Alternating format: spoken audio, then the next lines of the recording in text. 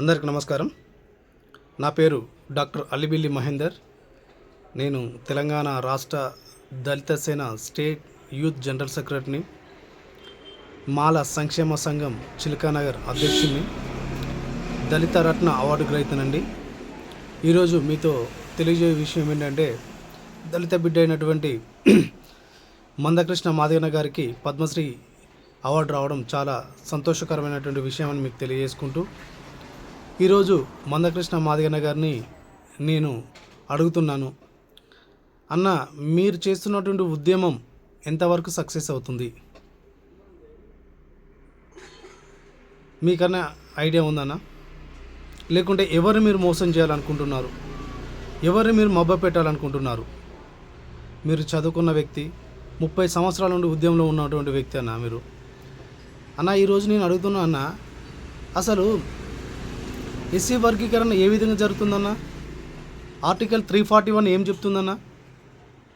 Article 341 ప్రకారం మీరు ఒక హైకోర్టు తీర్పును బేస్ చేసుకొని ఎస్సీ వర్గీకరణ జరుగుతుందని మీరు ఏ విధంగా మీరు భావించి మిగతా వాళ్ళందరినీ మభ్యపెడుతున్నారని నేను మిమ్మల్ని అడుగుతున్నాను. ఈరోజు ఒకవేళ ఎస్సీ వర్గీకరణే జరిగిందనుకో, ఆడ జరుగుతున్న విషయం ఏంటో తెలుసానా? నేను మీకు చెప్పేంతటువంటి కాకపోవచ్చు, కానీ నా మనసులో ఉన్న విషయం చెప్తున్నాను. ఎస్సీ వర్గీకరణ జరిగితే ఆడ రాజ్యాంగానికి తూట్లు పొడుస్తురన్న. ఈరోజు ఎస్సీ వర్గీకరణ ఒక సిట్టింగ్ జడ్జిలతోటి చేసి మేము చేయడం జరిగిందని రేపు మన రాజ్యాంగానికి తూట్లు పొడుస్తారన్న. ఈడ జరుగుతున్న విషయం ఏంటంటే, మన రాజ్యాంగానికి తూట్లు పొడిచే కార్యక్రమం జరుగుతుంది.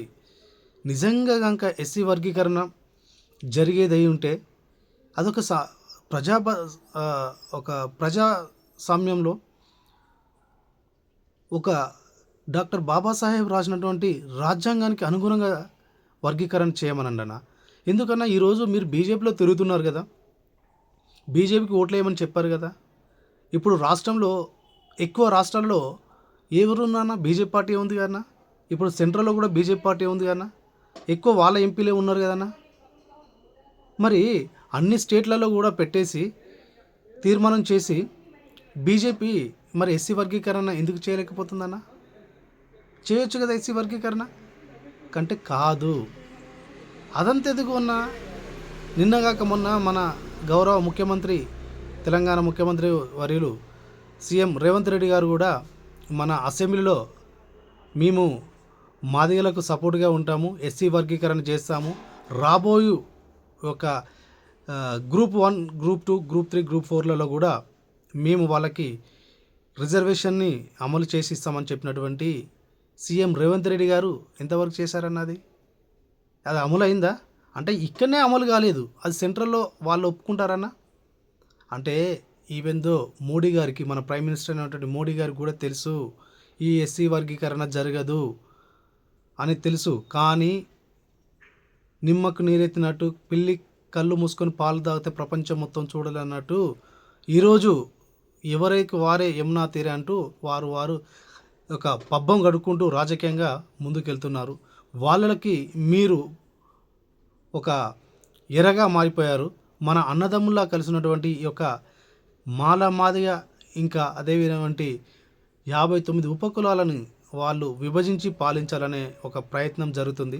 దయచేసి మీరు గమనించండి. ఈరోజు మీరు ఫిబ్రవరి 7వ తారీఖు నాడు 1,00,000 డప్పులు 1000 గొంతులతోటి మేము ఏందో చూపిస్తామని అంటున్నారన్న. మేము మీ అన్నదమ్ములం కాదానే? నువ్వు 1,00,000 డప్పులు, ఇంకా నువ్వు డప్పులని ఆ చెప్పులని వీళ్ళను మన మాదిగ సోదరులను ఇంకా వాళ్ళని అనగదొక్కాలని చూస్తున్నావన్నా. ఆ డప్పులు చెప్పులు కాదన్నా, ప్రతి ఒక్కరికి డాక్టర్ బాబాసాహెబ్ గారు ఒక జీవిత చరిత్రని ఇవ్వండి, ఒక పుస్తకం ఇవ్వండి వాళ్ళకి, అప్పుడు తెలుస్తుంది డాక్టర్ బాబాసాహెబ్ అంబేద్కర్ గారు ఈ యొక్క జాతి కొరకు ఎంత కష్టపడ్డారు, ఈ జాతి కొరకు వాళ్ళు ఎన్ని అహర్నిశలు కష్టపడ్డాడు, ఆయన కుటుంబాన్ని ఏ విధంగా ఈ యొక్క మన జాతి కొరకు ఆయన కుటుంబాన్ని ఏ విధంగా అయితే వదులుకున్నాడు, ఆయన ఎంత లాస్ అయ్యాడు అనేది మన జాతికి తెలుస్తుంది. దానివల్ల మన బాబాసాహెబ్ అంబేద్కర్ చెప్పినటువంటి ఆ మాటలు, అందులో ఉన్నటువంటి ఆయన ఎన్నో జీవిత చరిత్రలో ఎన్నో మలుపులు, ఎన్నో ఆటుపోట్లు, ఒక మంచి పుస్తకాన్ని ఆయన కొనుక్కో, చిరిగిన చొక్కా వేసుకున్నాడు. అదేవిధంగా లోపట నువ్వు వేసుకున్నటువంటి బట్టలు ఏదైతే ఉందో చినిగిపోయిన బనీనైనా వేసుకో, కానీ బయటికి కోట్ వేసుకొని హుందాగా ఉన్నామని చెప్పాను. అంత గొప్ప వ్యక్తి ఆయన కుటుంబాన్ని ఎంతగానో వదిలేసుకొని ఎంతో లాస్ అయ్యి మన కొరకు కష్టపడ్డాడన్న. కానీ మనం ఏం చేస్తున్నాం ఇప్పుడు? అన్నదమ్ముల్లా కలిసి ఉండాల్సినటువంటి మనము ఏం ఏం ఏం చేస్తున్నామన్నా ఈరోజు? ఏబిసిడి వర్గీకరణ ఏమవుతుందన్న? ఏబిసిడి వర్గీకరణ జరిగిందనుకో, మన మాదిగోళ్ళ దాంట్లో అందరికి సమన్వయం జరుగుతుందన్న? చెప్పండి. సమన్వయం జరుగుతుందని మీరు ప్రూఫ్ చేయగలుగుతారా? ఎక్కడ సమన్వయం జరగదన్న. కానీ మనందరం కలిసి ఉంటే ఆ డాక్టర్ బాబాసాహెబ్ అంబేద్కర్ గారి యొక్క ఆశయానికి అనుగుణంగా మనం ముందుకెళ్దాం. ఎందుకంటే ఈరోజు మీరు అంటున్నటువంటి మాటలు ఏదైతే ఉందో చాలా బాధాకరమైన, అలాంటి మాటలు మీరు మాట్లాడేసి ఈరోజు అన్నదమ్ముల్లా కలిసి ఉన్నటువంటి ప్రతి కుటుంబాన్ని, మాదిగ కుటుంబాలని ప్రతి ఊర్లలో ఒక శత్రువులుగా మార్చిన మీరు మీ మాటల ద్వారా. దయచేసి ఇప్పటికైనా అర్థం చేసుకోండి. మీరు పోరాడండి. దేని కొరకు పోరాడండి?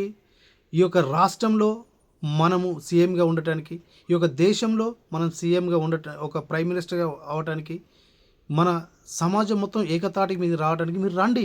మీ వెనుక మేమున్నాం. మేము కూడా పోరాడుతాం. బహుజన సమాజాన్ని సాధిద్దాం. మనంతా ఏకతాటి మీదకి వెళ్దామన్నా, దేశాన్ని పాలిద్దామన్నా మనం. కానీ ఇలాంటి మాటల వల్ల ఈరోజు ఊర్లలో పోతే నువ్వు మాలోనివి, నేను మాదిగోని, నువ్వు మాలోనివి అని ఒక కుటుంబానికిలో చిచ్చులు పెట్టినట్టు మాటలవుతుందన్న. దయచేసి ఇప్పటికైనా ఆలోచించండి. బహుజన సమాజం కొరకు మీరు ప్రయత్నించండి. డెఫినెట్గా మేము అందరం మీకు సపోర్ట్ చేస్తాం. అంతే తప్ప కానీ ఈ అమలు కాని విషయాల గురించి, ఈ అమలు కాని ఈ మాటల గురించి ఎందుకన్నా మాట్లాడడం? ఇది కాదు. ఈ వర్గీకరణ అది ఎట్టి పరిస్థితుల్లో కాదు. ఎట్లయితుందన్న? ఈరోజు మన కొరకు ఒక వర్గీకరణ చేస్తే రేపొద్దున మన రాజ్యాంగాన్ని వాళ్ళు ఇష్టం ఉన్నట్టు వాడుకుంటారన్న. అందుకే వర్గీకరణ ఎట్టి పరిస్థితుల్లో కాదు. దయచేసి అర్థం చేసుకోవాలని కోరుకుంటూ ధన్యవాదాలు. జై భీమ్.